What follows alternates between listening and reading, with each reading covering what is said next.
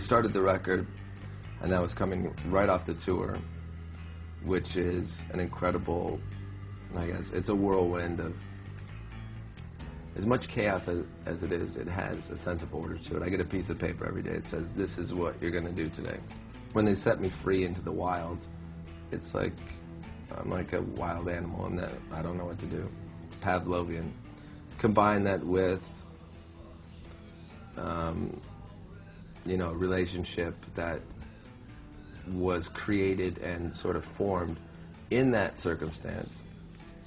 It's bound for destruction when you reinsert something that is what you're really married to.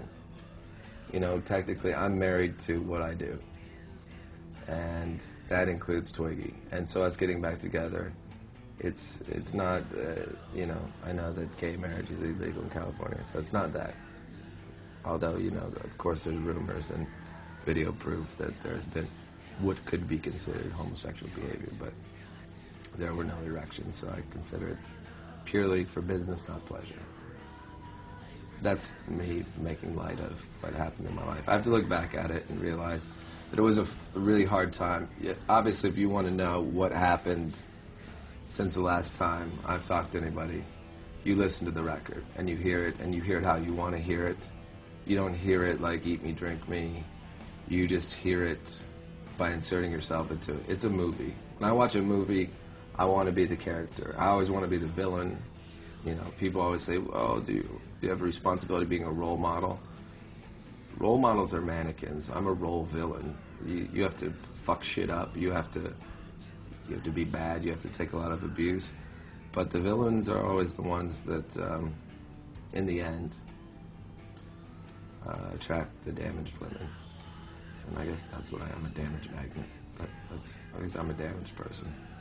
So that's what Twiggy and I have in common. We're victims. We don't want to be victimized. I make music for people that are victims, you know, and that's not to be said lightly, but I have to make light of it because I don't want to be serious in the era of emo where it becomes just another fashionable card in a store where you look for the section that you want to be in. Emo, rape, murder, suicide, etc. That's what I'm making it. I'm in etc. So that's what I am. Almost in the exact opposite of reality television, which I would never do because, first of all, it's very scripted, and I think that's obvious to everyone.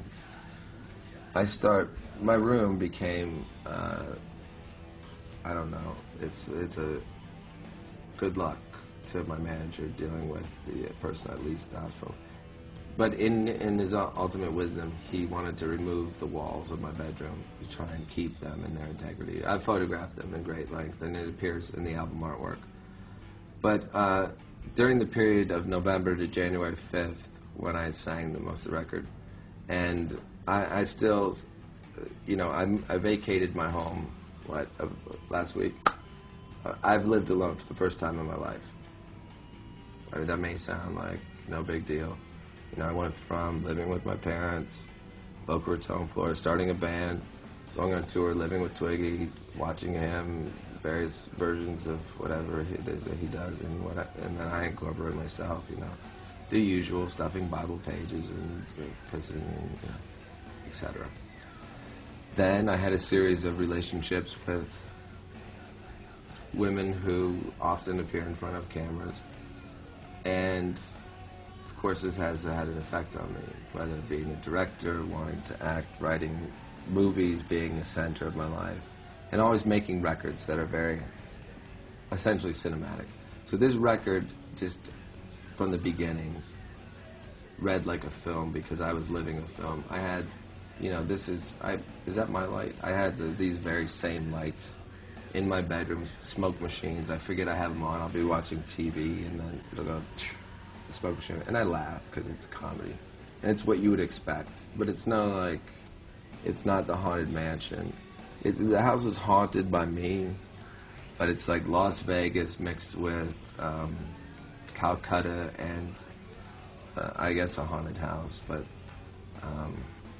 you know, it's kind of like if you could create one of those murder mystery weekends, but no one finds the body. Because I always tell girls, like, I'm like,